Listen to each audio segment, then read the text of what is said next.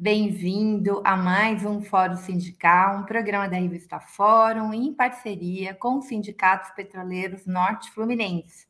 E hoje a gente vai focar no petróleo, né? A gente sabe que dia de pesquisa é dia que abaixa combustível. Vamos discutir um pouco isso, vamos discutir a política de preços, vamos discutir essas estratégias eleitoreiras do Bolsonaro, né, que poderia ter mudado essa política, mas não mudou, que fica financiando o acionista com a nossa principal empresa. Então, eu convidei aqui para o nosso programa gente que entende muito, muito, muito, muito de Petrobras, entende muito dessa luta, entende muito de soberania, entende muito de economia e de direito. Eu quero saber se os meus convidados já chegaram. Eu sei que o Mário da Uzotti está aí. Cadê o Mário? Bota ele na tela. Ei, Mário, tudo bem? Tá fechado o seu microfone. Rodrigo está aqui. Oi, Rodrigo. Tudo bem? Tudo. Mário, eu não estou te ouvindo. Fala algo aí para a gente ver. Não, faz assim. Sai e entra novamente, porque deve ter dado algum bug aí com seu som. Tudo bem, Rodrigo? Tudo bem? Tudo jóia? Tudo. Hoje falei com o David, ele estava indo para casa, então ele está meio em trânsito. Esses petroleiros, como a gente sabe, está numa luta em glória, né? Sim, sim. Ficam o tempo inteiro envolvido aí. Eu ia começar nosso papo, Rodrigo, com primeiro para você explicar um pouco, porque o INEP ele está ligado à FUP, não é isso? Exato. Ah, já estamos com Teseu aqui. Então, eu vou fazer o seguinte: eu vou pedir para tanto o Mário, quando ele entrar, que está na Anapetro, que também está ligado à FUP, como você explicar para as pessoas como é que essas instituições trabalham conjuntamente com a FUP e o que elas desenvolvem.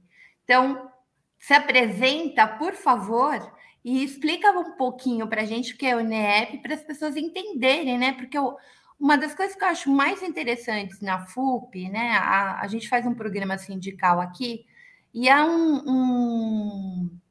uma criminalização da luta, né? Da organização sindical muito grande. As pessoas não têm noção, absolutamente nenhuma noção da organização e do quanto que é fundamentais essas organizações. E a FUP consegue ter um instituto de pesquisa, né? Ela se prepara para isso. Então, é um pouco como o Lula falou com a Renata Vasconcelos, né? Olha, você não entende nada de MST. MST é o maior produtor orgânico de arroz da América Latina. Então, a galera não entende nada de sindicato, não entende nada da organização dos trabalhadores, então eu queria que você começasse por aí. E depois, Mário, eu quero que você se apresente, se o seu som estiver bem, e você fale um pouquinho da Anapetro, tá? Tá bom, vamos lá. Bom, primeiro, Maria Flor, obrigado novamente pelo convite. O som do Mário não está funcionando, gente. Guilherme, por favor, ajuda o Mário aí, enquanto o Rodrigo vai se apresentando. Vocês estão me ouvindo? Bom, Rodrigo, primeiro... sim, a gente não está ouvindo o Mário. Tá bom, então vamos lá. Bom, primeiro eu queria agradecer o convite, novamente estar aqui com vocês. É sempre uma satisfação para a gente poder tratar desse tema, né? Bom, Maria Flor, eu sou o Rodrigo Leão, eu sou economista, atualmente eu estou fazendo doutorado na área de transição energética na UFRJ e sou um dos coordenadores técnicos do INEP, né, que é o Instituto de Estudos Estratégicos de Petróleo, Gás e Biocombustíveis, né? Meu amigo de longa data e colega também, né, o outro coordenador, o William Nozaki. Bom, Maria Flor, tentando resumir a história toda, né, lá em 2015, 2016, logo depois que ocorre, né, o impeachment, enfim, o golpe na presidente Dilma, e há uma mudança da gestão da Petrobras, a FUP, naquele momento, sentiu necessidade de, vamos dizer assim, intensificar uma parte da luta dos petroleiros que até então a FUP não tinha tanto foco, né? que era tentar construir uma espécie de grupo de pesquisadores que conseguissem, vamos dizer assim, contrapor a estratégia da Petrobras que estava sendo construída naquele momento. Então, a gente estava tendo ali uma transição, né? A gente, com a chegada do Temer, teve uma mudança na Petrobras, com a saída do presidente da época, Aldemir Bendini, e a chegada do Pedro Parente, que teve uma mudança muito significativa na estratégia da companhia naquele momento. A Petrobras, por exemplo, iniciou um processo de venda de ativos no refino, começou a direcionar muito a sua atuação para o pré-sal, abandonando outras frentes, e também foi gradualmente deixando de ser uma empresa de energia para ser uma empresa mais focada em petróleo e gás. E naquele momento, eu acho que mais do que se discutir a estratégia em si, mas veio uma retórica muito forte que a estratégia anterior era equivocada. Mais do que, vamos dizer assim, dizer que a Petrobras precisava revisar a estratégia, que os tempos eram outros, veio um discurso muito forte, recalcado na discussão da Lava Jato, acho que vocês já falaram disso aqui inúmeras vezes, não vou entrar muito nesse debate, mas que a estratégia anterior era uma estratégia equivocada. Então, naquele momento, o coordenador da FUP, José Maria Rangel, que atualmente é candidato pelo PT à vaga de deputado federal no Rio de Janeiro, entendeu que era necessário que, mais do que discutir a estratégia, era discutir um pouco essa retórica que estava por trás da nova estratégia. Então, ele me convidou, e convidou também o William, na época, para que a gente coordenasse um grupo de pesquisadores para, num primeiro momento, debater essa estratégia. Né? Essa foi, vamos dizer assim, o embrião do que viria a ser o INEP. Né? Então, Maria, depois dessa... Né, então, esse grupo se reuniu, começou a fazer alguns conjuntos de textos, alguns conjuntos de estudos com esse viés. E a gente acabou, naquele período, e acho que aí é mérito de todo mundo que trabalhou naquele período, que está até hoje no INEP, a gente conseguiu ter uma inserção muito relevante no ambiente acadêmico, na mídia, fazendo esse debate. E daí a direção da FUP decidiu, naquele momento, transformar aquele grupo de pesquisa num instituto. Né? Então, foi fundado, aí, um ano depois foi fundado o INEP, que a partir daí, Maria Flor, a gente começou a adquirir, vamos dizer assim, uma dimensão mais até autônoma no processo. Né?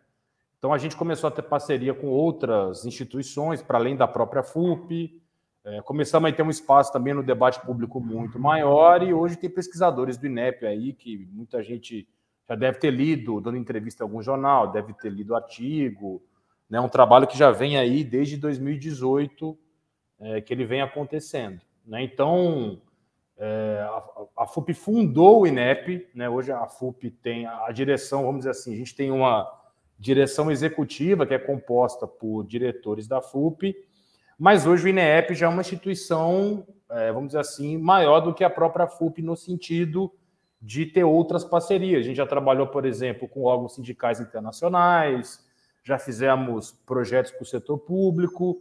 Então, nós somos um conjunto de pesquisadores, muitos, e aí até é bom dizer isso, tá, Maria? Assim, a gente tem pesquisadores de diferentes áreas, de diferentes universidades, trabalhando no INEP, estudando diversos temas hoje da indústria. A gente saiu daquele foco mais do olhar da Petrobras, e nós temos hoje pesquisadores discutindo transição energética, discutindo a política de gás natural, discutindo política de preço, refino, e uma série de temas não só da Petrobras, e hoje também de outras empresas no mundo, enfim. Então, o INEP, nesse período, cresceu, mas acho que eu tentei aí, nesses minutinhos, dar um bom resumo do que a gente, como é que a gente nasceu, a nossa relação com a FUP e o que a gente faz hoje.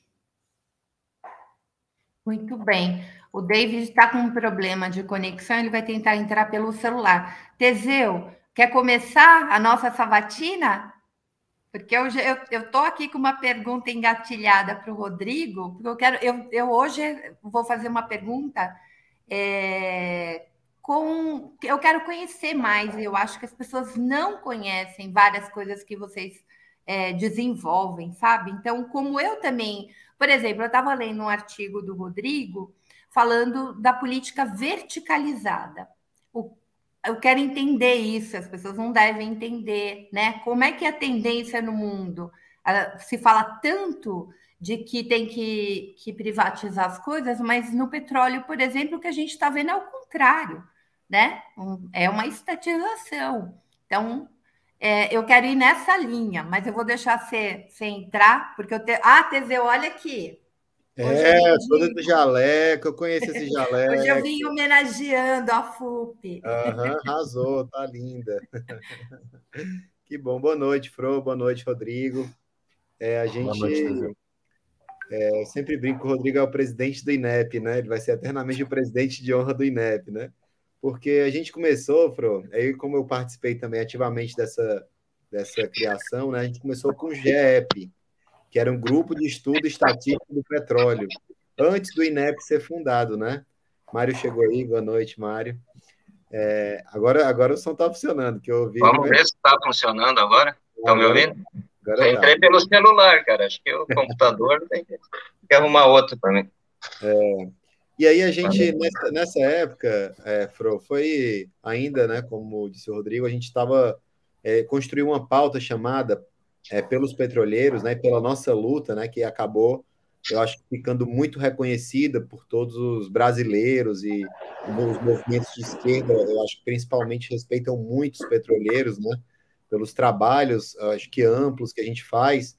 E isso tem muito desse período de 2015, onde a gente criou primeiramente esse grupo de estudo e que depois veio a se tornar o INEP. E naquele momento, o INEP, a gente começou com uma pauta pelo Brasil. A gente, em meio a um acordo coletivo, com uma série de ataques, a gente queria discutir o futuro da Petrobras, e não somente as pautas corporativas de aumento salarial, de benefício, enfim, de segurança, seja o que for. E foi a partir daí que foi borbulhando e efervescendo, e esse monte de estudiosos que tem hoje no INEP, eles estão reconhecidos e dão entrevista, inclusive muitas entrevistas, sempre são procurados pela grande mídia, pela Folha de São Paulo, Estadão, Globo, CNN, e, enfim, sempre, claro que de uma posição bem mais tímida do que aqueles que são privatistas, mas a gente tem conseguido furar esse bloqueio que antes a gente não tinha espaço nenhum de estudiosos que pensam de forma mais patriota, né, de forma mais em benefício do Brasil, falando sobre isso. E aí eu vou lançar a pergunta para o Rodrigo, né, no sentido da gente, como Rodrigo, que você acha que o INEP, ao longo do tempo, ele foi conseguindo furar essa bolha, e qual foi a importância disso, né? A gente fala muito de bolha, e como eu disse, o INEP, ele passou a ser esse agente, diria, infiltrado do nosso pensamento mais progressista dentro da grande mídia e dos grandes estudos que são feitos no Brasil, né? Eu acho que é mais nesse sentido, Rodrigo. O que é que você aponta de importância nisso? E eu acho que quais foram os frutos que já foram colhidos a partir dessas intervenções que nós fizemos ao longo do ano com o INEP, né? E eu acho que essa pergunta vale para o Mário depois com a Ana Petro, mas ele vai explicar já o que é a Ana Petro aí. Mas eu acho que é isso. Eu só queria fazer um adendo, Rodrigo, porque eu acho que quando você pesquisa, quando a gente tem dados, né, quando a gente tem metodologia, você não precisa forçar a realidade, né? Essa realidade ela se constrói a partir de dados. E o que o INEP faz para enfrentar essa política privatista, essa condução que leva a Petrobras, que é uma empresa estratégica, para o caminho que ela foi, né, que é uma empresa que praticamente serve para dar lucro hoje para acionista estrangeiro, que não tem o seu papel social, né? Ela não tem mais a função social que ela tinha, gente. Nós estamos com a galera voltando a cozinhar em lenha porque não conseguia pagar. Se não fosse aí o Lula subindo nas pesquisas, né? O gás estava, sei lá, R$200. Então, assim, o que vocês fazem é o enfrentamento a partir, né, de um acho que eu não quero idealizar a academia, né? Porque a gente também tem acadêmicos muito mau caráter aí, né? Que forja, né, um conhecimento aí muito ideologizado, mas eu acho que o que vocês fazem não passa por essa linha, né? E é por isso, muito possivelmente, que vocês também estão com esses grandes espaços aí, né? Fora desses espaços mais progressistas como a gente está. Bom, vou tentar. Acho que a pergunta do Teseu, e a seu complemento, Maria Flor, é uma pergunta que daria, eu acho que uns 3 programas, assim, porque dá para a gente discutir isso sobre, acho que várias frentes, né? Mas assim, eu vou tentar resumir alguns pontos que eu acho que são importantes e que talvez ajudem a explicar, eu acho, o êxito do INEP nesse período e a importância que a gente tem, que eu acho que a gente conseguiu construir nesse processo, né? Primeiro, eu acho o seguinte, você falou um ponto aí, Maria Flor, que eu acho que é um ponto fundamental. A gente tem uma trajetória na pesquisa brasileira que, vamos dizer assim, a relação do campo progressista com a pesquisa está muito nessa relação entre as instituições e organizações, sejam sindicais, de maneira geral, dos movimentos do terceiro setor, e aí não só sindicatos, mas MST, e todos os movimentos aí que a gente pode colocar no campo progressista, tem uma relação quase que direta com a academia. Essa relação, via de regra, não passa por outras instituições. Então, aí, já até fazendo uma crítica a nós do campo progressista, Maria Flor, eu acho que a gente não conseguiu, ao longo do tempo, constituir essa ponte entre a academia e essas organizações como as empresas conseguiram ao longo do tempo. Então, só para eu dar um exemplo aqui direto, mas se você pensar, por exemplo, na própria criação do IBP, que é um instituto que representa as empresas de petróleo, que atuam no Brasil, eles fazem pesquisa lá. E vou te dizer, são boas pesquisas muitas vezes, não são pesquisas ruins, não. São pesquisas fundamentadas, pesquisas bem feitas com pesquisadores da academia. Só que acontece, quando você tem uma instituição que ela tem essa finalidade, ela consegue, evidentemente, direcionar a sua atuação para um determinado nicho. Então, a imprensa, e aí nem acho que é culpa necessariamente do jornalista. O jornalista, na hora que ele vai, por exemplo, vou falar com quem de petróleo? O IBP tem petróleo no nome. Quem que a pessoa vai falar da academia do campo progressista? Muitas vezes o jornalista nem sabe quem é a pessoa. Nem sabe quem é um pesquisador, sei lá, da Universidade Federal Fluminense que está pesquisando petróleo. Né? A dinâmica do trabalho do jornalista, pela experiência que eu vi nos últimos anos, é uma dinâmica de resposta rápida, de curto prazo. Ele não tem tempo de pesquisar uma tese que alguém escreveu. Então, assim, aí eu acho que a gente tinha essa lacuna, assim, e eu acho que a gente continua tendo de maneira geral. Nesse sentido, eu acho que é um primeiro grande mérito que a FUP teve nesse processo. Acho que a FUP enxergou essa lacuna e falou, não, nós somos capazes de fazer isso. Não é só o setor empresarial ou o campo conservador que tem condições de fazer isso. Então, acho que esse foi uma primeira leitura que eu acho que mostra um pouco, né? A gente tinha uma lacuna muito grande nesse sentido, né?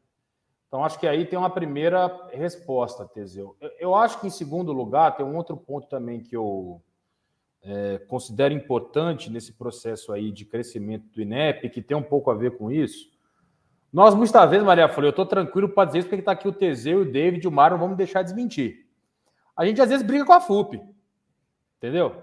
Que eu falo, cara, isso aqui não dá, assim, nós temos, assim, determinada coisa a gente acha que não dá para dizer olhando para alguns números. Uhum. E aí vem um segundo mérito da FUP, que eu preciso enaltecer aqui. O INEP, desde que iniciou, teve liberdade acadêmica de pesquisa para fazer o trabalho que faz. Eu nunca fui obrigado a falar para nenhum pesquisador, olha, escreve isso que vai ter problema com a FUP. Nunca fui obrigado a dizer isso. Então, e muitas vezes, e isso é parte do trabalho intelectual e acadêmico, eu acho que a diretoria da FUP entende isso. Que muitas vezes a FUP tem uma ideia, a gente faz a pesquisa e fala, cara, não é bem assim. E a gente senta com a FUP e debate, na maior clareza, os assuntos que, eventualmente, os pesquisadores acabam, quando vão acompanhar um tema, estudando e vendo pontos de vista diferentes.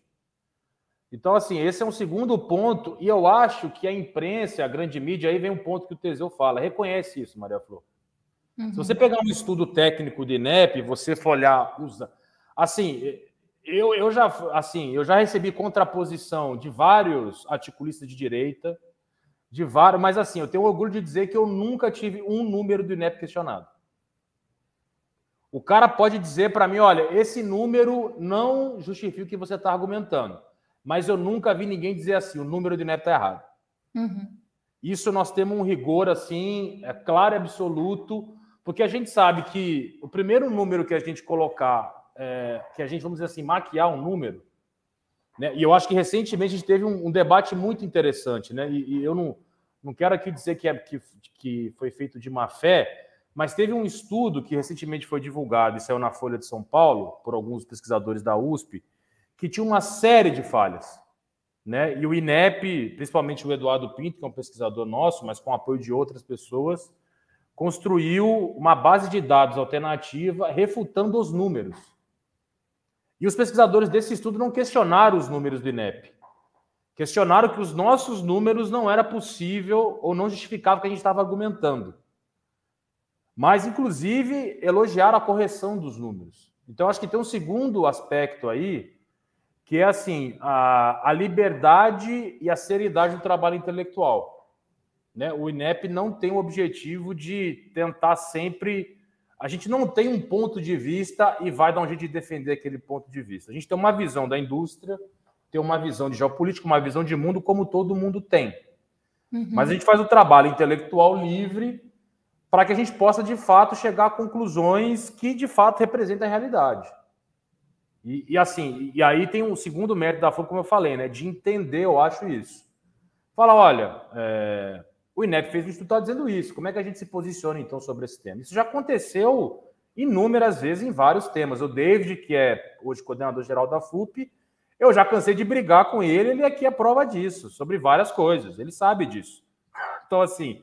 Estou dizendo aqui porque ele está na minha frente, mas poderia falar isso para o Zé Maria e para outras pessoas que já dialogaram com a gente.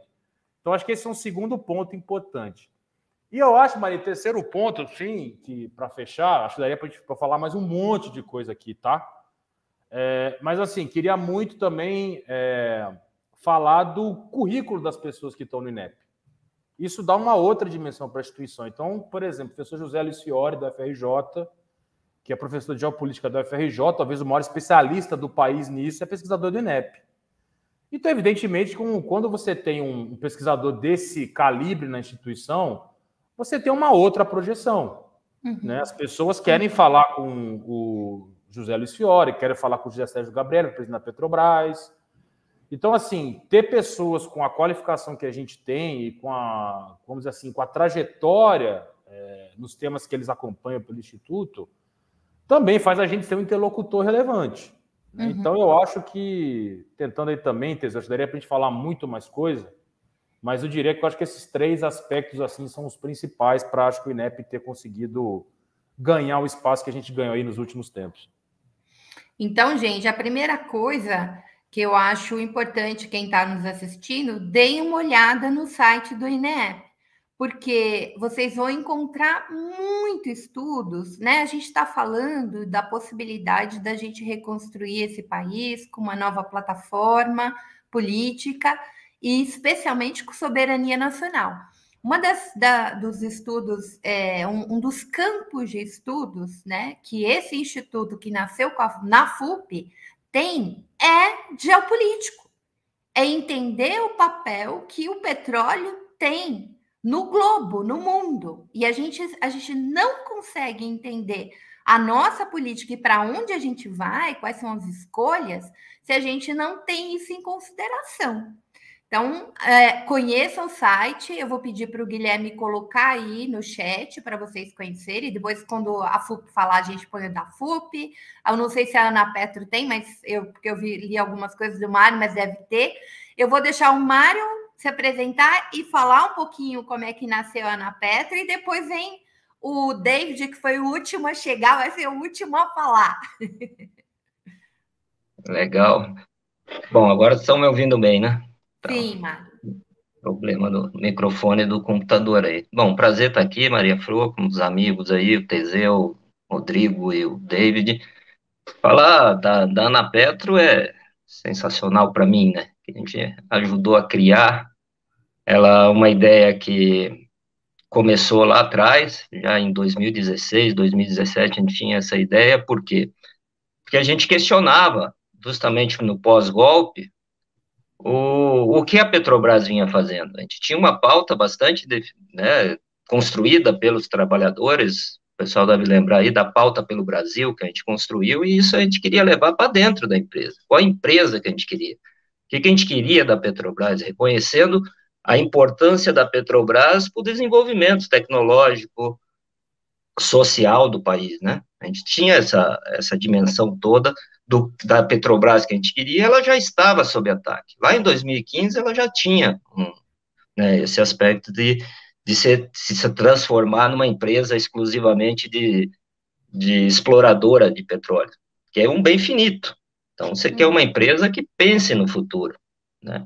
E alguns acionistas da Petrobras, uma boa parte dos acionistas, pensam no imediatismo, né? São especuladores, né? Querem um lucro imediato, não pensam no futuro da empresa. O que vai ser essa empresa na transição energética, por exemplo? O que vai ser essa empresa no futuro, quando acabar o petróleo do pré-sal? Então, tá se desfazendo de refinarias. Você vê que enquanto a gente tem petróleo para vender, tudo bem, mas depois você vai comprar, pagar bem mais caro, ficar nessa dependência absurda, como está acontecendo nos fertilizantes, por exemplo, nos nitrogenados, né? E a Anapetro vem em cima disso. Por quê? Porque você tinha o INEP, que nem o Rodrigo falou muito bem aí, a gente reconhece a importância do INEP, a construção técnica, e a gente faz a construção política, por isso que às vezes a gente tem alguma coisa, mas nunca questiona o mérito tecnicamente, o INEP é muito bom, né? Mas a gente constrói em cima da assessoria que vem, do que o INEP produz. Mas a gente tinha um outro problema para questionar também, que era a representação jurídica, enquanto entidade sindical. Enquanto entidade sindical, você não tinha legitimidade para buscar algumas coisas que você teria que questionar na justiça. Enquanto trabalhadores, simplesmente, representantes dos trabalhadores, você esbarrava na nossa legislação. A Anapetro não, ela veio para ocupar esse vácuo que existia, em que você nunca vai ser questionado em relação à legitimidade, né? Então, a gente criou a Anapetro, já está aí com mais de 2 anos, a gente criou em junho de 2020, e estamos aí para fazer bastante coisas. Então, já estamos fazendo, né, onde não tinha espaço para a FUP, por exemplo, ou alguns sindicatos reclamar, na CVM, no TCU, e ações jurídicas propriamente ditas. A gente vai falar um pouco das ações, né? O Mário é advogado, gente, e a Anapetro, só para vocês entenderem, a Associação de Petroleiros Acionistas Minoritários da Petrobras. Ou seja, são petroleiros que também têm ação, né? Mas eles não mandam como esses acionistas aí que diz assim: olha, o preço do combustível tem que ser R$10, né?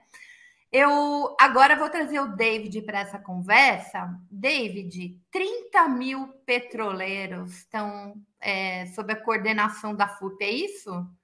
E você tem uma característica, você virou coordenador da FUP quando Bolsonaro virou governador, virou o presidente desse país, né? O desgoverno desse país.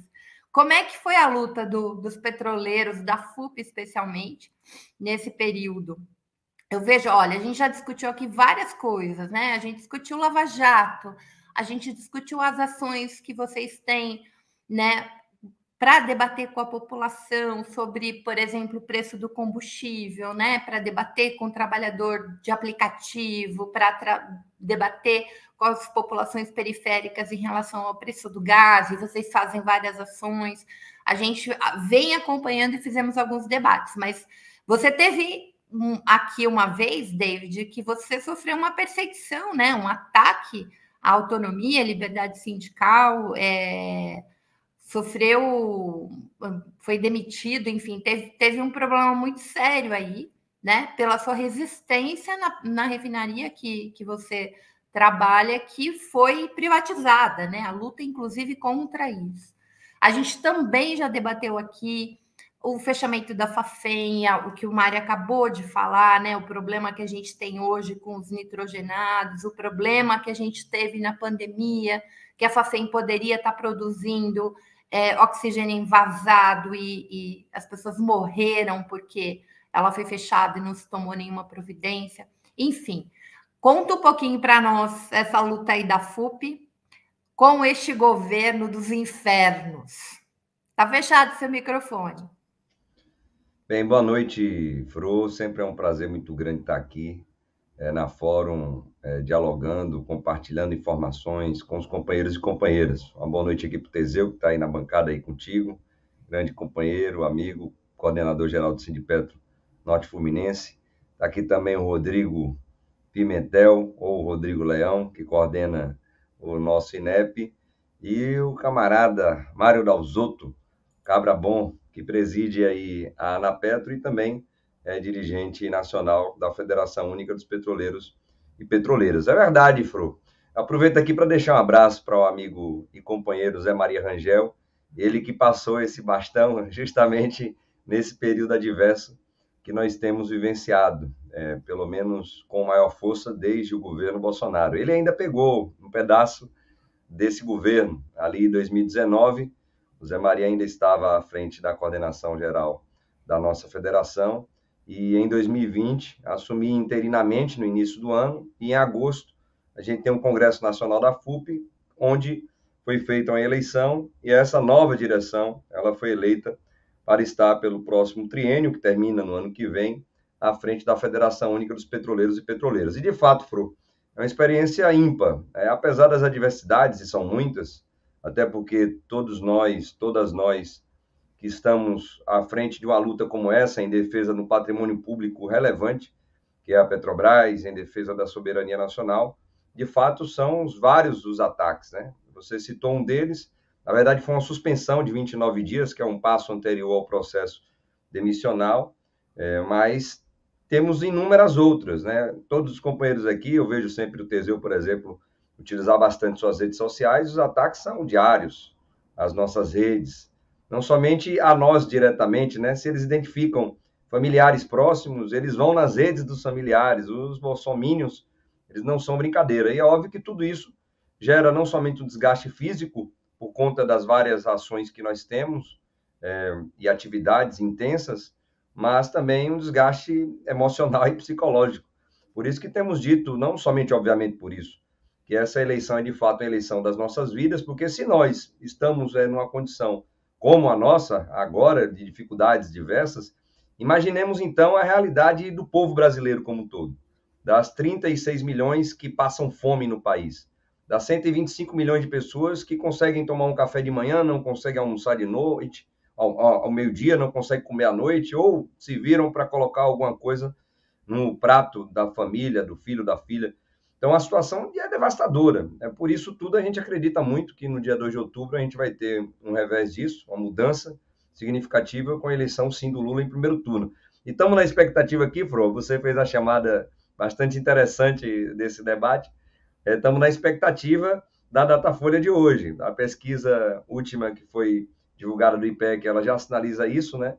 A possibilidade da vitória do Lula em primeiro turno, e acreditamos que isso é possível. Precisamos, eu estava vendo aqui o chat está bem movimentado, um abraço aqui para o Roberto, para o Rick, para a Caíla e outras pessoas, bastante intenso, e um debate que apareceu aqui, somente para só citar esse caso aqui, que eu achei muito engraçado, mais importante, Fro, é a necessidade que nós temos, nós aqui que estamos nesse momento, aqui na Fórum, nós estamos convencendo as pessoas que ainda acreditam na possibilidade de uma terceira via. Ela não existe, gente.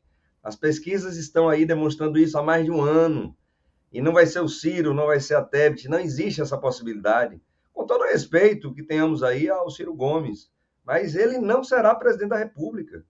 Então, se você ainda pensa em votar no Ciro, reflita um pouco, com o coração mesmo, e também com a sua inteligência, com a sua razão, porque você vai ajudar a colocar o Bolsonaro no segundo turno. Nós precisamos definir essa eleição agora, no dia 2, e para isso precisamos procurar essas pessoas para dialogar, conversar. Inclusive, Fro, esse movimento que faz uma parcela grande do PDT é importante, são vários parlamentares políticos do PDT que já sinalizam isso, que essa candidatura do Ciro ela deveria ser retirada em nome do povo brasileiro, em nome da soberania nacional, em nome da nossa democracia.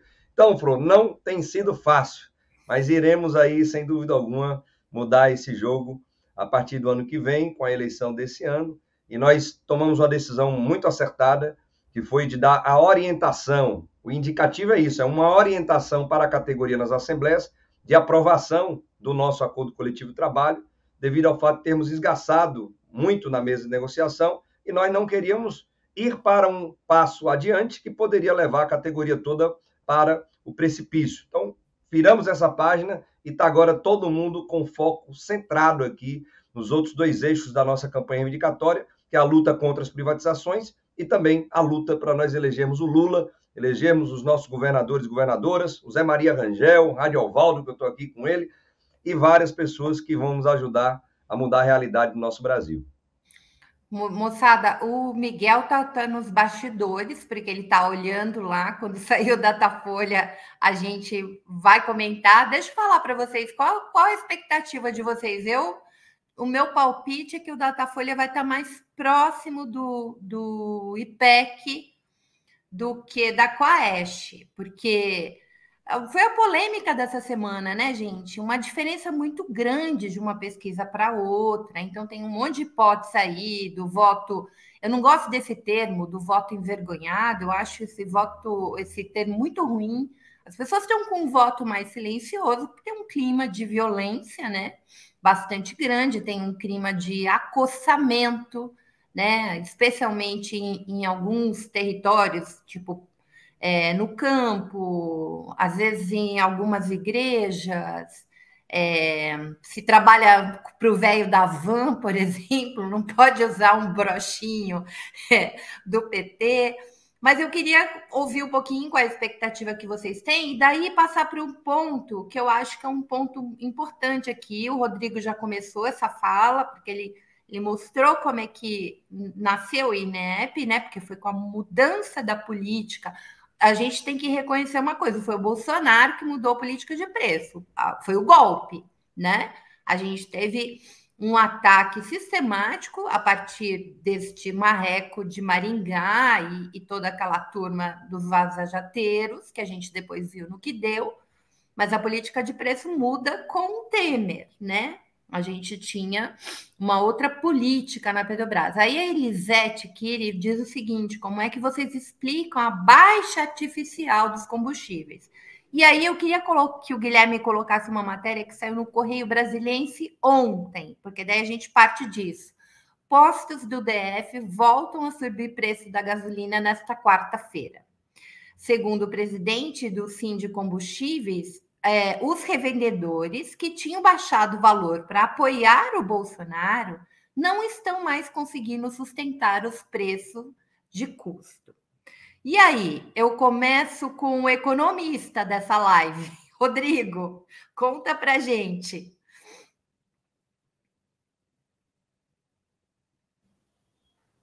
Bom, Maria Flor, sobre a política de preço, só uma coisa, ou sobre a pesquisa, ou os dois? Os dois. Tá bom. Porque eu acho que elas estão relacionadas. Tá. Assim, vou deixar a fala política aí pro David, pro Teseu e pro Mário, vou mais na questão técnica da pesquisa, né? Eu já trabalhei também em outros carnavais com pesquisa quantitativa, então sei um pouco por que a gente vê essas diferenças grandes, né? Quando a gente faz uma pesquisa, Maria Flor, a gente precisa fazer um recorte de renda para ver como é que vai ser o tamanho da nossa amostra, né? Ou seja, para as pessoas entenderem, tentar ser mais direto, eu vou entrevistar 2.000 pessoas. Qual o perfil dessas 2.000 pessoas? Quantos vão ser de mulheres? Quanto ganha até 2 salários mínimos? Então, eu preciso estratificar essa amostra que eu vou entrevistar. A estratificação feita pela Quaest e pelo IPEC são bem diferentes. Uhum. E a gente não teve censo, né, Rodrigo? Exato. Essa é uma questão importante. Então, o IPEC entrevista um volume maior de pessoas com renda menor, renda abaixo dos salários mínimos, enquanto a Quaest entrevista um número menor dessa faixa de renda.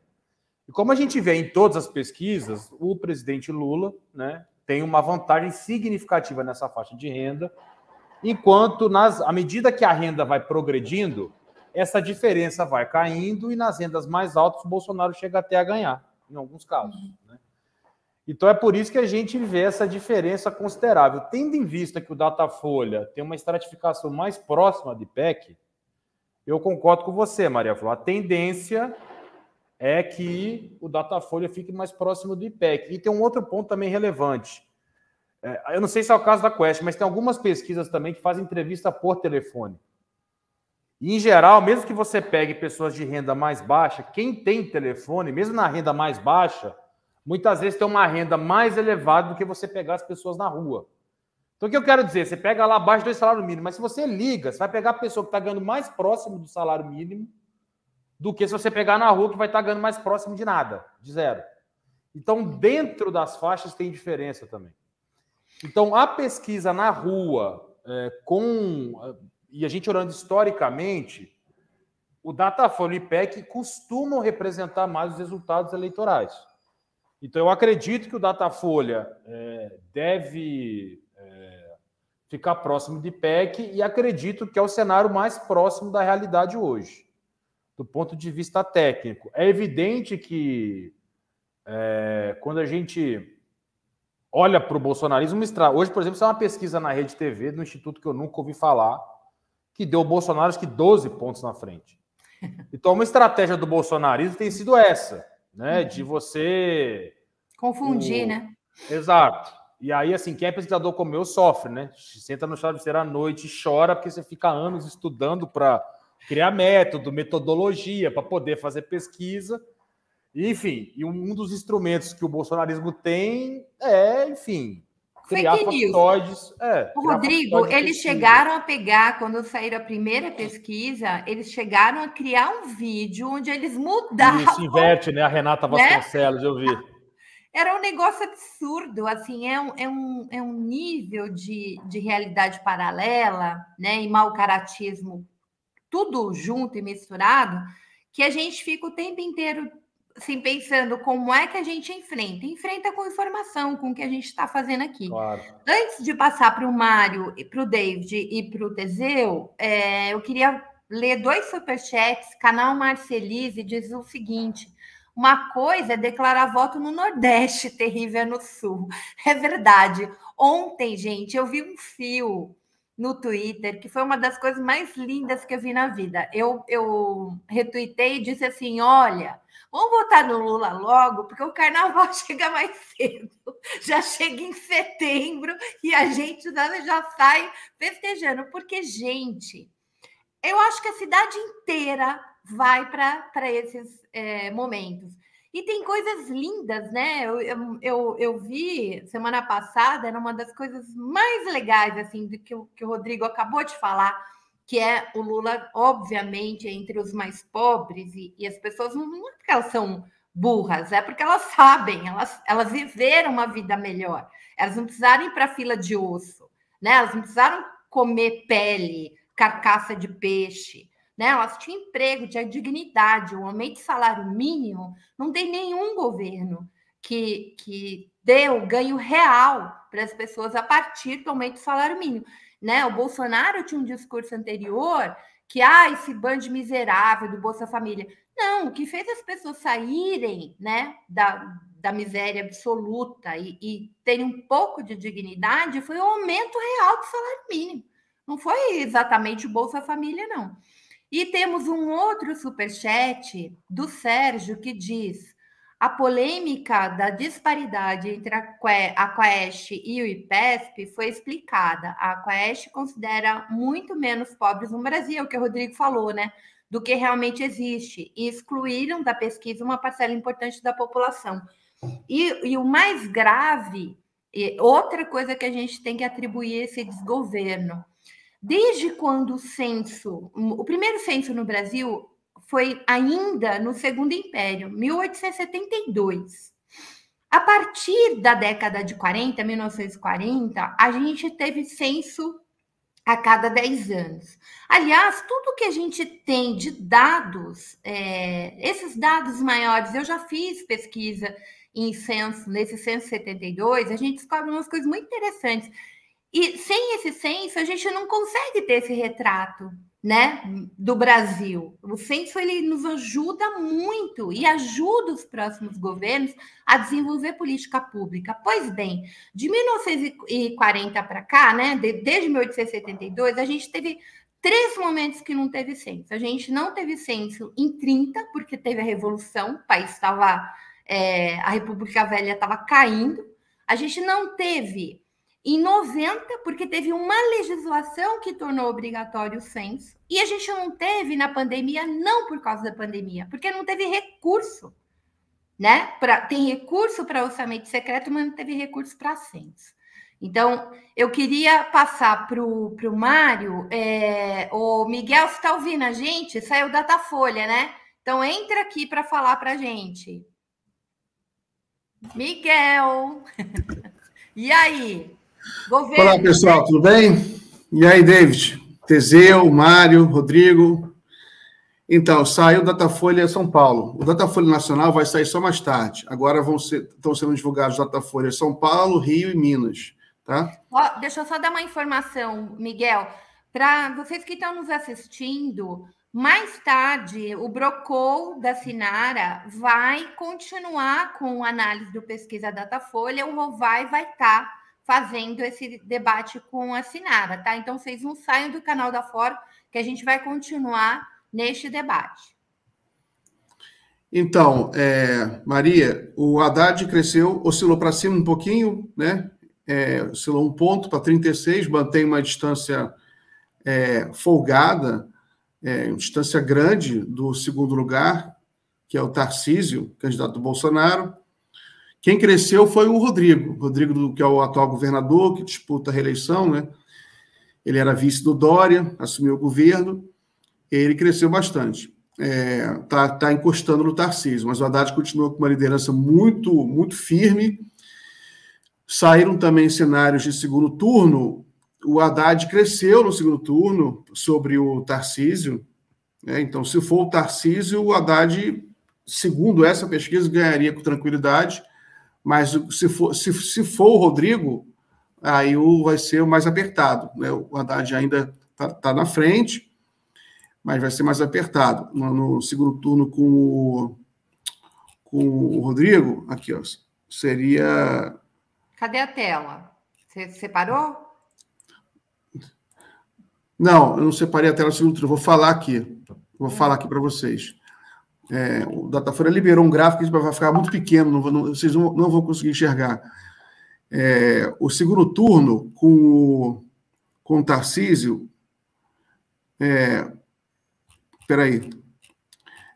o Haddad ampliou a diferença, ele cresceu para 54 pontos, ampliou bem, que o Tarcísio se manteve com 36 e o Haddad cresceu 3 pontos, seria 54 a 56, segundo turno com o Tarcísio. Com o Rodrigo, ficaria 47 a 41. 47 para o Haddad, 41 para o Garcia. Os outros candidatos são todos muito baixos, por exemplo, todo mundo com 1%, ninguém saiu.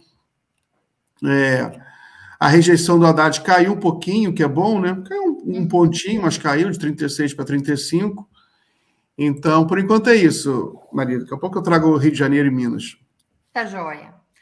Então, vou trazer o Mário. A gente fica um pouco mais animado, né, na expectativa da Nacional, e vale, sim, nessa análise que a gente está fazendo, que a gasolina caiu, o Lula subiu, né? Isso é fato, a gente tem visto isso. E a análise que a gente tem que fazer em cima da disputa presidencial, principalmente, é que o Bolsonaro, vamos ser bem franco aqui, ele teve 4 anos para mexer no preço dos combustíveis no Brasil e não o fez. E mentindo muito para a população brasileira, né? Ele mente que não podia atuar, e ele pode, tanto que ele está fazendo isso agora. Tudo bem, fez a questão reduziu o debate à questão tributária, do ICMS nos estados e tudo mais, tirou do colo dele, passou a bola para os governadores e tudo mais, né? Estão tirando do povo brasileiro também. Mário, isso, explica para as pessoas por que quando você reduz o ICMS, você prejudica a mesma população. Porque para que serve o ICMS nos estados, gente? Isso é importante a gente entender. E eu me lembro que o David estava nessa live, inclusive, a gente entrevistou aqui o Flávio Dino, quando ele era governador, e o Flávio Dino disse que zerou o ICMS no gás de cozinha e não caiu 1 centavo. Lembra disso, David? Então, explica um pouquinho isso também, Mário, porque as pessoas fazem uma conta, né? Teve um início aqui, um companheiro no chat falou do vale taxista, do vale caminhoneiro, tal. O que isso impacta, né? E zerar ICMS impacta em que outro lugar na política pública?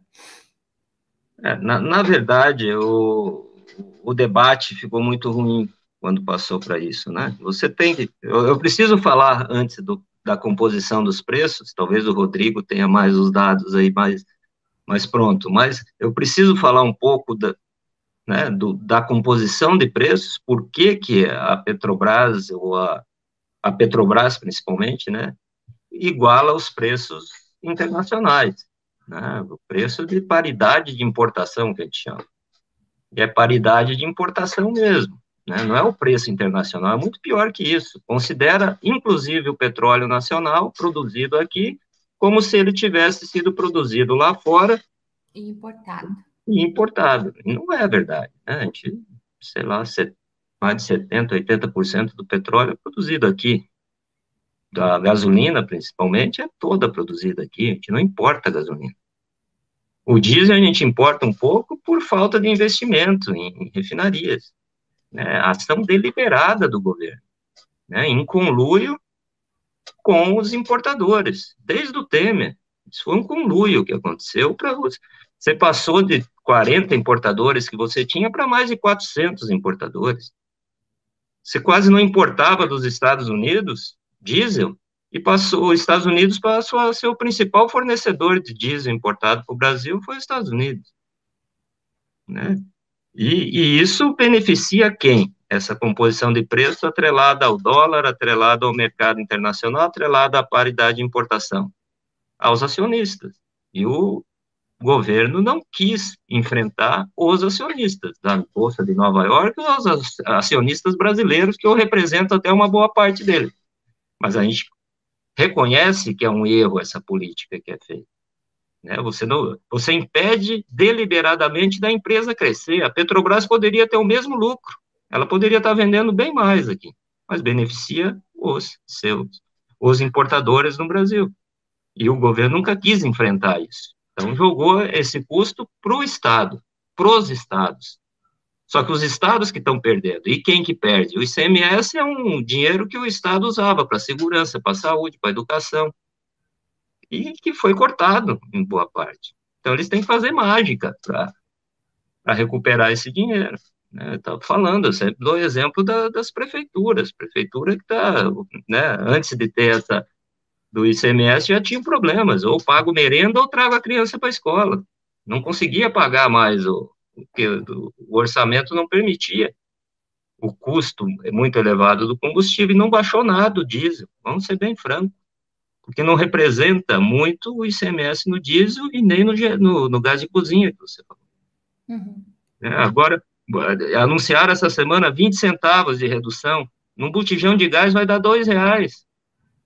R$2 e pouquinho, não vai fazer nem coce. O cara vai continuar pagando seus 115, 120 reais no chão. Né? Então, precisa políticas públicas de gente que está disposta, né? E a gente acha que é o próximo governo, né? Queira que fosse o presidente Lula, que mesmo sem estar na presidência, só liderando as pesquisas, já derruba o preço fazendo bem. Já está fazendo muito bem para nós. Miguel, entra aí, saiu Rio de Janeiro, não foi? Miguelito. Opa, então, sai o Rio, dados bons, ó. Apesar do Freixo ter crescido um pouquinho, ele está encostado com o Cláudio Castro. Cresceu o Cláudio Castro parou, a choradeira aqui no Rio estava desesperadora. Nossa, todo mundo chorando, acabou, o Cláudio Castro já ganhou. Não tem nada ganho. Estão empatados, tem nada ganho. O Freixo subiu um ponto e o Cláudio Castro parou. Né? O Cláudio Castro estava subindo de forma muito rápida, segundo outras pesquisas, mas parou. Né? Esse Datafolha ele é uma pesquisa grande, pesquisa importante, e foi feita até hoje, ó, dia 13 a 15, ou seja, muito atualizada. Então, mostra que tem jogo no Rio de Janeiro, entendeu? Tem jogo no Rio de Janeiro, Miguel, Marcelo tem chance. Me assusta muito, cara, depois de ter um secretário da Polícia Civil, amigo pessoal e de confiança do Cláudio Castro e do Bolsonaro, preso essa semana, que inclusive era candidato a deputado, preso essa semana, e mesmo assim, esse Cláudio Castro, ficar em primeiro ainda com 31%, para mim é meio assustador. Mas é meio que a base do núcleo duro ali do Bolsonaro ao mesmo tempo, né? Mas mesmo assim, é bem assustador os outros não terem subido. Brancos e nulos, 14%, indecisos, 8%. Assim, ele já teve em 2 anos e pouquinho de governo, nem todo mundo sabe, 5 secretários de saúde, de educação, preso, investigado, exonerado, enfim. É isso, esse é o governo Cláudio Castro, é a mesma lógica dos governos anteriores, que estão todos presos, nos ex-governadores, né? Desde o Itzel a presos ou, enfim, né? Em meio a esse caos, né? Mas é bem assustador. Ô, Teseu, tem outra notícia boa. O Freixo cresceu na simulação de segundo turno, cresceu bem, Cláudio Castro caiu, né? Então, agora, eles estão empatados. Cláudio Castro, 43, Freixo, 41. O Castro oscilou 1 ponto para baixo e o Freixo oscilou 4 pontos para cima. Né? Essa pesquisa é muito boa para o Freixo, Teseu e Maria e demais, porque, repito, estava uma choradeira insuportável aqui no Rio de Janeiro. Estava um derrotismo assim, eu estava tendo trabalho aqui, mostrando os dados, galera, não é assim, calma, espera. Essa eleição tem esses movimentos, às vezes um larga na frente, né? Porque a campanha do Castro tem está usando muita máquina. Mas calma, a coisa não é assim, não. Então, isso aí vai mudar completamente o clima da campanha aqui no Rio de Janeiro. Eles estão empatados, o jogo tem jogo empatado no segundo turno. Esse crescimento do Freixo no segundo turno, grande, né, de 4 pontos, com queda do Castro, reposiciona completamente a correlação de forças aqui no Rio de Janeiro, né? Então, é isso aí, pessoal. Agora tem Minas, Miguel, também. Minas, eu nem falei de Miguel, Minas. Você não falou o percentual, né? Tá o Castro 43 e o Freixo 41 agora no segundo turno. Empatado, né? Isso, eu não falei, não? Desculpe, tá isso, 43 a 41, empatado. Mas o negócio é que o Freixo cresceu 4 pontos e o Castro caiu 1 ponto. Então, tem um movimento aí, né? Então, estão empatados. David, faz o seguinte, manda a esquerda do Rio de Janeiro, essa que está chorando, lá para a Bahia, que a reação dos baianos está um negócio do louco. No Ceará, olha o que a gente está vendo no Ceará, na Bahia, uma reação incrível, né? As pessoas precisam desse ânimo, assim, deixar a esquerda Ibis de lado. E essa pesquisa aí foi boa também, ainda vai sair os dados do presidente do Rio de Janeiro, mas ela já é um indicativo de que não tem onda bolsonarista no Rio de Janeiro. Já é um indicativo, né? Agora, Minas Gerais também não tem onda bolsonarista. Só que Minas Gerais também sem graça lá, nem tem graça. Minas Gerais, porque o Zema ainda não começou o processo de esvaziamento do Zema. O Zema está muito forte. Aqui, ó. Lá tem graça, tá 53 a 25, né? Mas olha o seguinte, quem subiu foi o Calil. O Calil subiu 3 pontos, né? Só que o Zema subiu 1 ponto, enfim, não tem nem graça ainda, né? Então, se ficar nisso, vai ser primeiro turno, mas o cenário em Minas, então, o Zema com com 53% e 25% o Calil. O Calil cresceu 3 pontos, mas ainda não tem nenhuma mudança, um cenário assim de mudança, né? Mas talvez tenha, né? Vamos ver se há um efeito Bahia lá. Acompanhado, Miguel, eu acho que o Calil, ele não se apropria do Lula na campanha dele. Assim, tipo, de vermelhar essa campanha, né? De transformar essa campanha nessa coisa esperançosa que o Lula traz, né, no discurso dele. Eu acho que ele está muito... Vou usar um termo aqui que é termo de paulista. Ele está tucanando muito, né, a campanha. Que campanha não dá para fazer isso. Mas o Calil é bom. Ele é bom de comunicação, né? Pode ser que aconteça alguma coisa aí. Vamos ver. Eu vou dar uma saída aqui, daqui a pouco eu volto. Tá bom.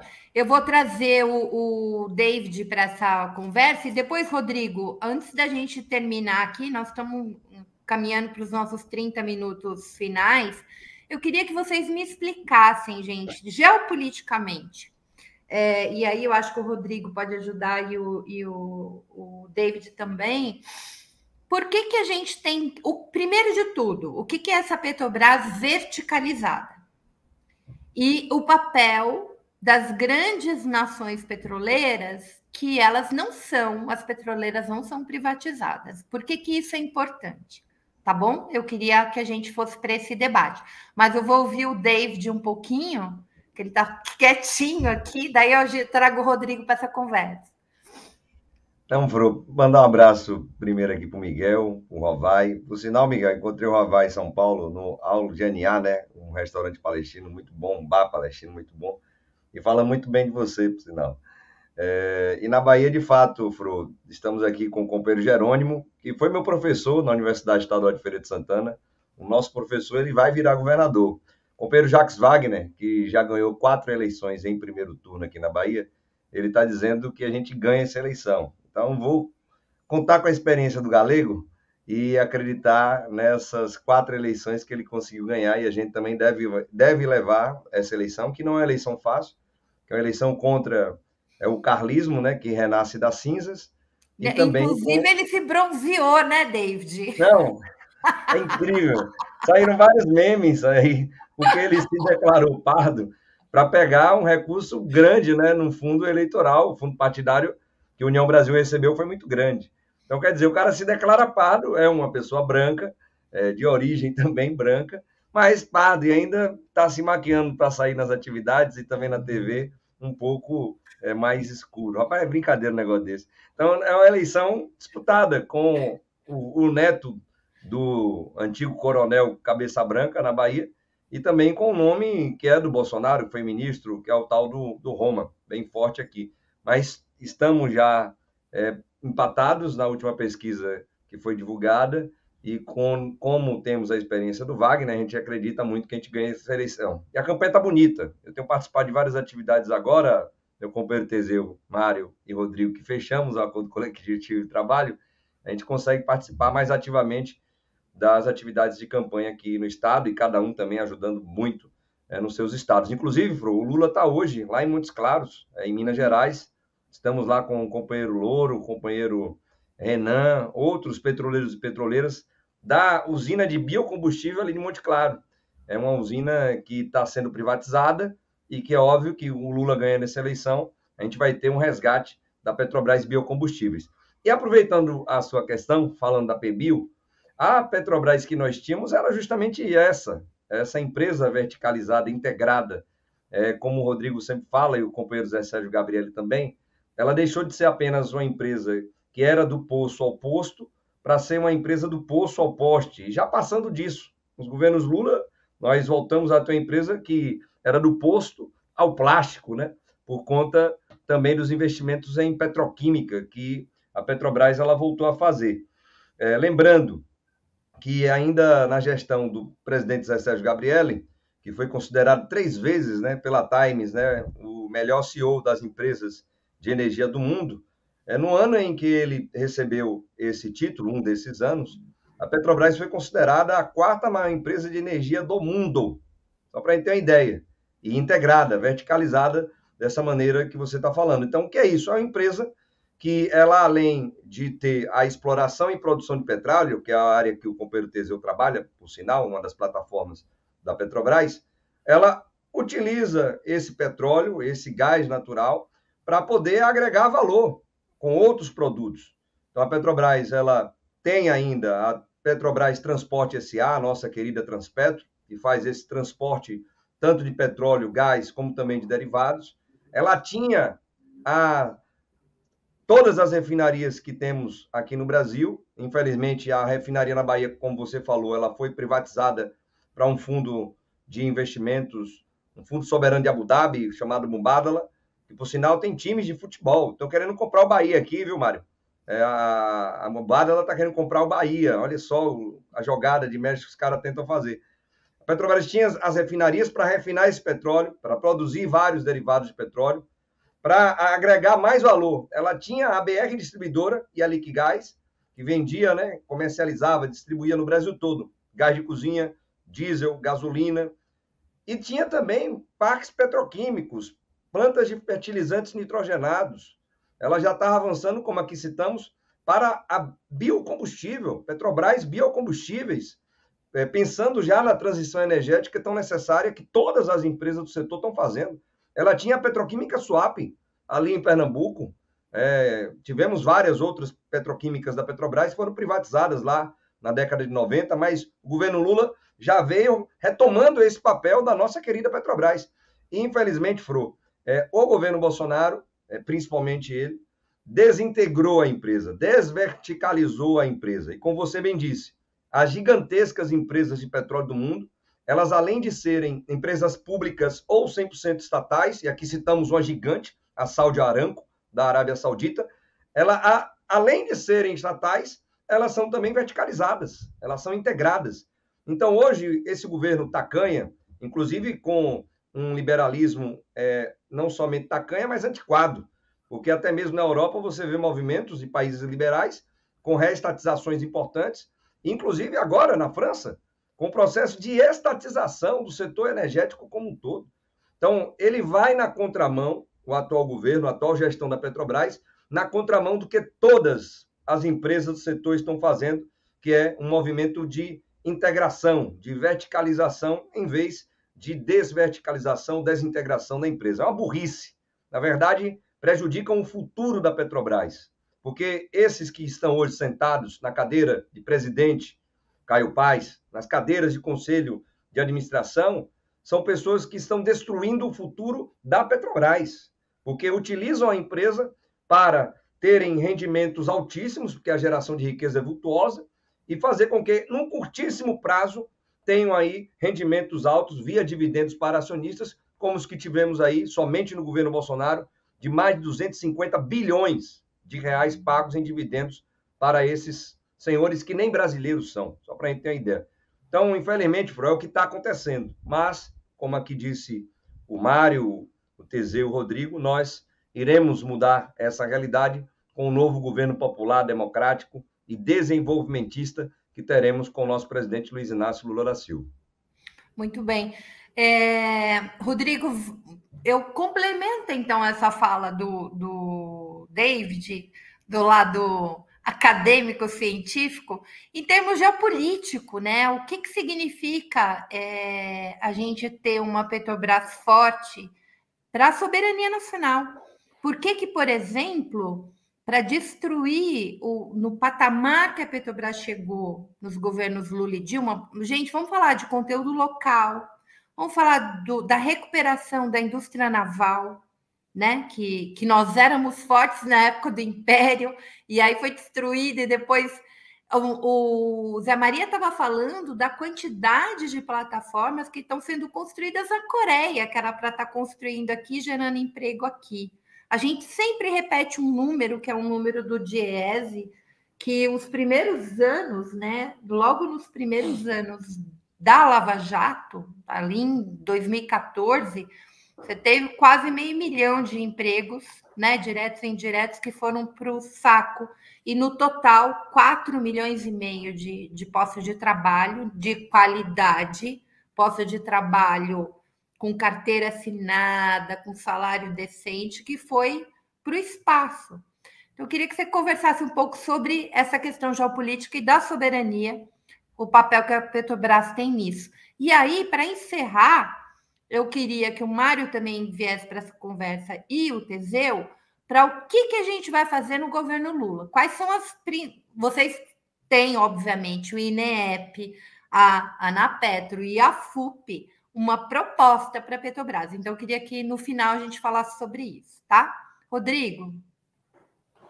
Bom, Maria Flor, eu acho que o David já deu acho que ele fez um bom resumo aí sobre essa questão da verticalização, então vou tentar falar um pouco mais sobre soberania e segurança energética. Maria Flor, assim, vou tentar fazer aqui o JK fez 50 anos em 5, vou tentar falar um pouco de 100 anos de história em 2 minutos. Mas, assim, a história do petróleo, o que acontece? Desde que o petróleo, depois da Primeira Guerra Mundial, vira a grande fonte energética global, você tinha basicamente ali 2 grandes players do mundo. 3. Estados Unidos, Inglaterra e Rússia. Eram os países que produziam petróleo, tinham empresas, e à medida que a partir dos anos 30 você começa a ter descobertas de petróleo, de grandes recursos de petróleo em outros lugares, essa dinâmica geopolítica da indústria muda. Então você descobre petróleo na Venezuela, no Oriente Médio, enfim, na África, depois no Brasil e numa série de lugares. Então, o que aconteceu, Maria Flor, vamos dizer assim, do pós-guerra até mais ou menos os anos 70? Esses grandes players, especialmente dos Estados Unidos e da Inglaterra, e aí eu estou falando da Shell, da BP, da Chevron, Exxon, essas empresas que estão até hoje aí, eles é que iam lá produzir o petróleo e fazer o seguinte: bom, eu produzo petróleo e dou um pedaço da renda que eu tiro para os estados nacionais. Então eu chegava lá para a Arábia Saudita, olha só, eu vou tirar o petróleo aqui, eu tenho tecnologia, tenho tudo, tiro e te dou um pedaço da renda. Estamos de acordo? Estamos de acordo. Só que à medida que o tempo foi passando, o que começou a acontecer? As empresas começaram a notar que, os países começaram a notar que essas empresas detinham a capacidade tecnológica da produção, detinham os empregos da indústria e a capacidade de determinar preço e controlar o ritmo da produção. Então, simplesmente ter a renda do petróleo, esses caras começaram a falar, bom, isso aqui para mim já não interessa mais. E nos anos 70 nós começamos a ter um processo agressivo de estatização de várias empresas desse país. Isso aconteceu no Irã, aconteceu na Arábia, aconteceu no norte da África. Houve uma série que foi naquele período, inclusive, ali, que houve as crises de preço do petróleo. Isso ocorreu junto com a estatização dessas empresas. Por que isso aconteceu? Porque as empresas viram isso. Para essas empresas, passou a ser fundamental deter não só a renda do petróleo, mas deter o petróleo, deter o conhecimento daquela indústria. E naquele período foi criada a OPEP, por exemplo, começou a determinar os preços internacionais do barril do petróleo. Então, a história da indústria, Maria Flor, por isso que eu falei 100 anos em 2 minutos, mas eu acho que esse período é um período que ensina muita coisa para a gente, mostra que a disputa dessa indústria é uma disputa de uma commodity que abastece o mundo inteiro e ela está concentrada em poucos países. Se você pegar o mapa do petróleo, a gente está falando aí de 20, 30 países no máximo que produzem grandes quantidades de petróleo. Então, são 20 países que alimentam o resto do mundo inteiro. Então, você deter o controle dessa produção, você controlar preço, você controlar a tecnologia, você controlar os recursos, é uma vantagem competitiva gigantesca para qualquer player. Então, o processo... e aí, isso é um ponto importante, né? Eu costumo sempre dizer o seguinte: tem um filme que eu acho muito curioso, que é um filme que chama Vice, né, em inglês Vice, que é um filme que conta a história do vice-presidente do George Bush, que foi presidente da Halliburton há muito tempo. Agora me fugiu o nome dele, daqui a pouco eu lembro. Mas, Maria, foi muito curioso, assim, o filme consegue fazer transcrição das conversas do 11 de setembro, do dia lá das Torres Gêmeas, mas não consegue fazer transcrição da conversa de Estado americano com a Chevron. Eles não sabem o que esse cara falava com a Chevron. Pra vocês entenderem, é empresa privada dos Estados Unidos? É. Mas a decisão do que a Chevron vai fazer é discutido na sala fechada com o vice-presidente americano. E com o Serra aqui. Com o Serra exatamente. Aqui. O Serra, a gente viu esse episódio. Exatamente. Então, embora seja uma empresa de propriedade privada, as decisões estratégicas das empresas, elas são de caráter paraestatal, pelo menos. Uhum. Eu fiz uma vez um estudo sobre a privatização da Total, a francesa. O Estado francês garantiu lá 5% e tem uma linha no Estatuto da Total que decisão estratégica o Estado mete o bedelho. Então, na verdade, você não tem assim uma indústria privada igual a gente conhece a padaria do seu Manuel da esquina.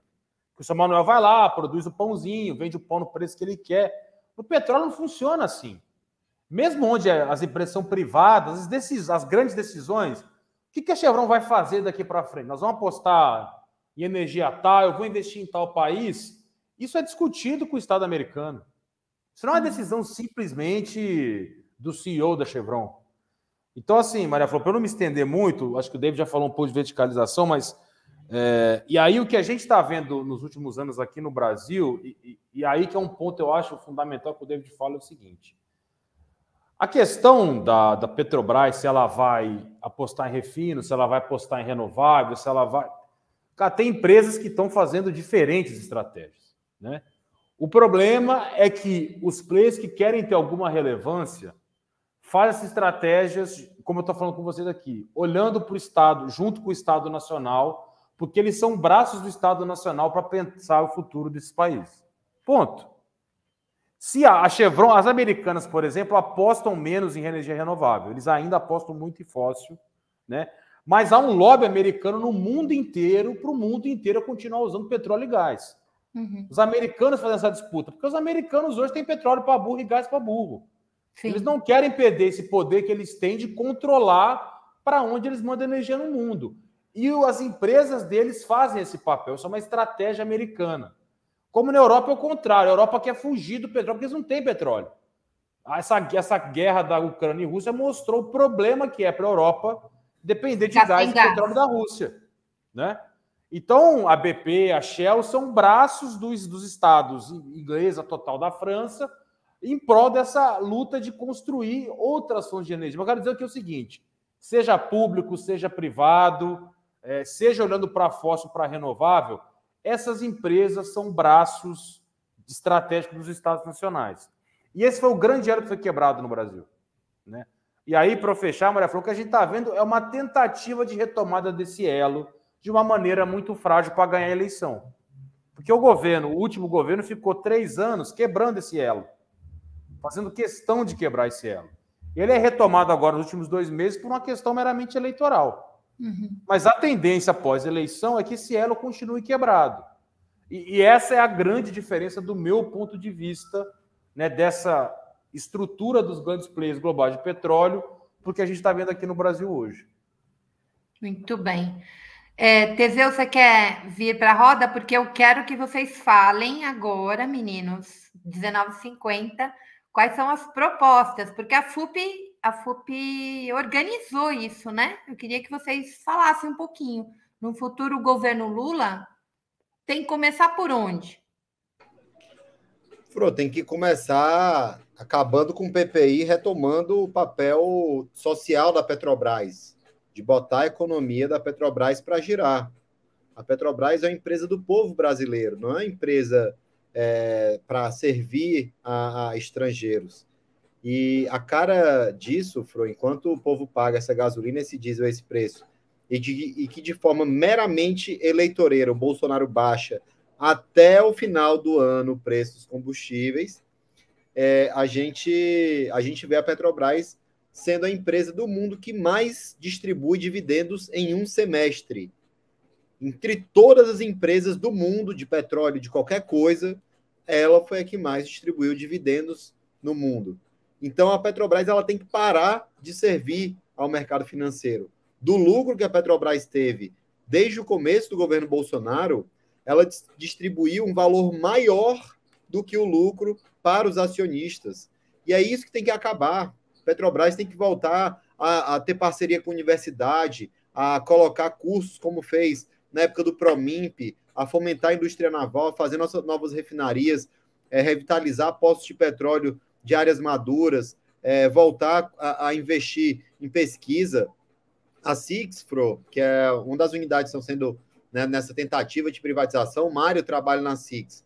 A SIX, ela tem uma tecnologia, e aí ela é petróleo a partir do xisto, né?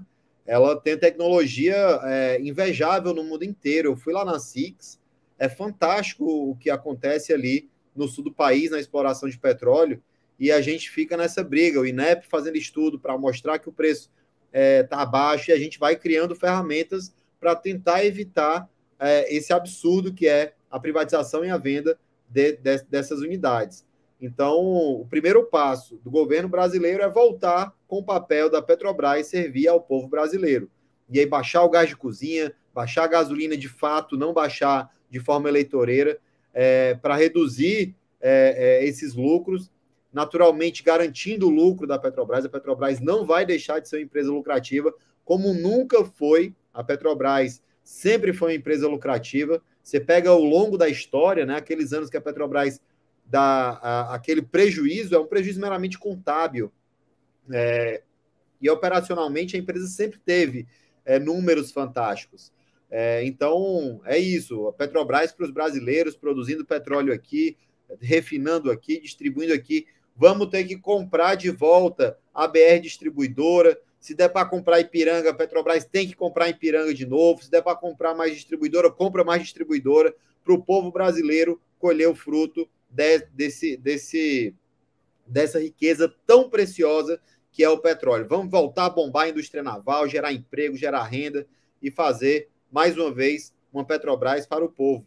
Então, a FUP foi a primeira entidade em que o programa, os organizadores, né, do programa de governo do presidente Lula, encabeçado pelo nosso companheiro Aloysio Mercadante, foi a primeira instituição a ser visitada, a ser ouvida pelo governo, justamente diante da importância que tem esse tema para o nosso país. A Petrobras ela vai ser a maior grande empresa do país para gerar emprego de volta e fazer a gente voltar a ter indústria. A indústria, cada ano que passa, ela vai reduzindo ali a sua participação e a gente tem que acabar com isso, tem que aumentar a indústria, acabar com essa priorização do capital especulativo, ou seja, do mercado financeiro, dessas coisas, e voltar a investir no capital produtivo, inclusive não deixando de citar aqui, companheiros e companheira Fro, os fertilizantes. Hoje, graças ao governo Bolsonaro, o Brasil é mais dependente ainda de fertilizantes.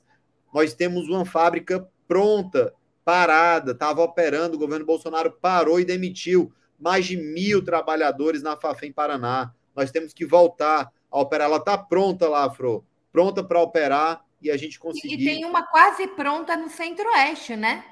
No Mato Grosso do Sul. Mato Grosso. Tem lá em Três Lagoas, quase pronta, mais de 80% da unidade preparada. Quantos trabalhadores? Tem companheiros que saíram aqui da Bacia de Campos para ir para lá, a participar da construção, das obras, e que, infelizmente, depois voltaram para cá porque foi paralisado a Lava Jato, o golpe, o Bolsonaro, o Temer, eles pararam tudo, e hoje a gente depende da Rússia, pessoal, da Rússia. Se a Rússia decide parar de vender fertilizante no Brasil, o agro, que é pop para muitos, ele para também. O alimento vai ficar mais caro, o feijão, o arroz, a soja, o óleo, o que já está caro vai ficar mais caro ainda. Então é isso que a gente tem que falar para o povo. Uma Petrobras para os brasileiros. A gente teve assembleia esses dias, Fro, sobre acordo coletivo, e um dos indicativos que nós aprovamos aqui, meu companheiro David, né, eu sugeri ali também, a gente nunca deixa de colocar um espírito de luta para a categoria. A gente aprova o acordo e fala, pessoal, nós também estamos aprovando aqui a continuação das mobilizações contra os ataques privatistas do governo Bolsonaro. E foi aprovado por quase unanimidade, tanto o acordo coletivo conquistado com luta com a organização pela Federação Única dos Petroleiros e os sindicatos filiados, como também foi aprovado esse espírito de luta por quase unanimidade dos petroleiros e as petroleiras aqui da Bacia de Campos, Norte Fluminense, com esse tão precioso bem que é a nossa Petrobras, não esquecendo também de citar em defesa da nossa democracia. A gente colocou isso e a categoria entendeu e aprovou, porque a gente sabe que esses caras são malucos e a gente tem que ficar pronto para a batalha sempre. Muito bem. Ô, Mário, aproveitando o ensejo, tem como a gente reverter juridicamente alguns desses crimes contra o sistema Petrobras? É o que a gente espera, né? A gente está tentando evitar tudo, mas a gente acha que tem muito argumento para reverter essa entrega toda que estão fazendo, né? É um absurdo que essa gestão da Petrobras está fazendo, o que o governo brasileiro está fazendo. Eu acho que em algum momento a gente vai conseguir reverter tudo, sabe? Você não pode, além do resgate do papel social da Petrobras para o que ela foi criada lá na década de 50 por Getúlio Vargas, que o Teseu falou muito bem aqui, resgatar esse papel social. Uma coisa que a gente tem que resgatar é a imagem da Petrobras, que foi muito prejudicada desde o início da Lava Jato, lá em 2013. Né? Você tem a farsa jato, na verdade, foi feita para atingir a Petrobras. Ela começou vendo lavagem de dinheiro de doleiros, de tráfico de drogas, de coisas, e virou a Operação Lava Jato da Petrobras, né? Por interesse político. Né? A gente viu o que esse juiz fez e está aí para ser senador agora. Né? Absurdo o que está acontecendo do que aconteceu com a Petrobras. Então, a gente vai resgatar. Né? A Petrobras não pode. A gente tem que resgatar essa imagem da Petrobras e ela voltar a ser a locomotiva do desenvolvimento brasileiro, né? O carro-chefe na geração de emprego e industrialização do país. A gente precisa resgatar isso. E tem como. Todo mundo, alguns, né, economistas aí, vou passar por Rodrigo, mas alguns, né, analistas de mercado comemorando o lucro, os dividendos que a Petrobras distribuiu no ano passado. Ela foi, das empresas de petróleo, parece que foi a que mais distribuiu dividendos, mas foi a última em investimento em pesquisa, investimento em novas refinarias tão necessárias para o país, para gerar emprego e reduzir a dependência externa. Né? A Petrobras, no ano de 2021, distribuiu mais de 106 bilhões de reais. Dava para construir, no mínimo, 2 ou 3 refinarias e diminuir essa dependência externa que nós temos. Então, esse absurdo a gente tem que virar a página e continua distribuindo dividendos, sendo a principal empresa que distribui dividendos e não investe em pesquisa e desenvolvimento, por exemplo. Muito pelo contrário, desinveste. O Teseu falou aqui da SIX, na usina do xisto aqui no Paraná, está vendendo o maior parque de pesquisa em refino do mundo, junto com a SIX. É aqui, no Brasil, no Paraná, no interior do Paraná, tem esse parque de pesquisa. E está entregando a preço de banana para uma empresa canadense. Vem pessoas da Chevron, de todas essas empresas multinacionais para fazer pesquisa aqui. E isso está sendo entregado de graça. O cara está comprando a usina do xisto e está levando de graça o maior parque de pesquisa em refino do mundo. Por isso que eu digo, a gente vai ter que reverter. Não é possível que o nosso judiciário seja tão complacente com esses absurdos que estão acontecendo. A gente sabe que é lento isso. Talvez não dê tempo deixa acontecer as coisas, mas a gente vai reverter. Tem essa esperança. Na minha tem uma lista, outra conjuntura aí com o governo mais progressista. É isso. Na minha lista, um abraço. Na minha lista de homens do mal que ajudaram a jogar o Brasil na lama, o Moro e o Dallagnol ocupam um lugar de honra. Temer, Cunha e, claro, Bolsonaro, né? Bolsonaro, especialmente por causa da pandemia. Mas, assim, eu acho que a gente precisa ter uma justiça popular, sabe? Assim, chega um momento, assim, que a coisa... Em praça pública, né? Não, o que Moro e Dallagnol, enfim, fizeram, gente, eu acho que, para além de tudo que a gente já conseguiu reverter, né, em termos de minimamente recuperar o Estado de Direito, mas, na minha visão, um crime de lesa pátria. A gente tem um envolvimento do FBI. não é mais só hipótese, a gente já tem comprovação. Então, assim, não dá para deixar barato em nenhum lugar do mundo empresas envolvidas em corrupção. Foram destruídas empresas. Né? A gente fala de recuperar o papel e a importância e a imagem pública da Petrobras. Veja só, a Vale, o que a Vale fez? Né? O que ela vem fazendo depois de privatizada? E a gente não vê esse ataque na Vale. Então, assim, é algo que não é possível continuar. Eu começo a falar de Lava Jato, eu começo a passar mal. Serginho está dizendo, a gente tem que reverter tudo. A Petrobras é brasileira. Ô, Renê, corrija aí, se colocou desestatização. Não, é estatização. A gente já privatizou demais, tem que reestatizar. Você certamente trocou o R pelo D. David, eu vou deixar você encerrar e se o Rodrigo quiser complementar, tá aberto. E avisando a galera que daqui a pouquinho começa o Brocol com a Sinara Menezes, a gente vai continuar a análise do Datafolha e o Rovai vai participar, tá, gente? David? Bem, Fru, acredito aqui, como o Rodrigo colocou, que nós ainda teremos esse papel preponderante que a Petrobras teria caso não tivéssemos um golpe de Estado e caso o plano de negócio de gestão, aquele lá anterior, Rodrigo, 2014, 2018, ele ainda foi fruto da gestão Zé Sérgio Gabrielli, e que, por exemplo, com relação a... Não vou tocar nos outros temas, nas outras áreas que a empresa tinha investimentos vultuosos, mas somente pegando esse exemplo aqui. 2022, que é o ano que nós estamos, as projeções que estavam sendo feitas pela empresa à época era de que nós já teríamos ultrapassado a barreira dos 4 milhões de barris de petróleo por dia de produção. Então, isso aqui aprendi com o próprio INEP, Rodrigo.